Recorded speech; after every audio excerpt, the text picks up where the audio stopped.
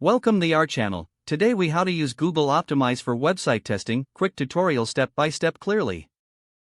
To begin using Google Optimize, first, visit the Google Optimize website. If you don't have a Google account, create one to access the platform. Sign in with your Google account to get started. Once logged in, click on the Get Started button to create your first experiment. You will be prompted to link Google Optimize with your Google Analytics account. Select the appropriate Google Analytics property from the drop-down list. Next, create a container by giving it a name relevant to your website. Choose the type of experiment you wish to conduct, such as A/B test or multivariate test. After picking your experiment type, click Create to proceed. Now, you must enter the URL of the page you want to test. Click on Add Variant to create variations of your original page. Make changes to the variation by using the visual editor or inputting custom code. Assign a name to your variant to easily identify it later. Set the percentage of visitors who will see each variant to evenly distribute traffic.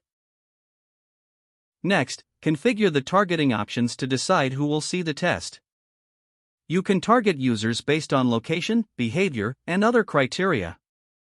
After finishing the setup, review all settings to ensure accuracy. When ready, click the Start button to launch your experiment. Monitor the results via Google Optimize and Google Analytics dashboards. Analyze the data collected to determine which variant performed best.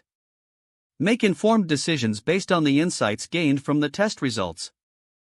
After concluding the experiment, apply successful changes to your website. If the page does not load, refresh the browser or try again in a private or incognito window. Make sure you are using the correct email address, then retype it carefully to avoid small typos. If your password is not accepted, use the reset option and create a new strong password you can remember. Check your spam folder for verification or security emails, then complete any requested confirmation steps. Enable two-factor authentication if available to improve account security and reduce unauthorized access risk. After signing in, review your profile details so your contact information and settings are accurate and current. Don't forget to like this video and subscribe to our channel for more step-by-step tech guides.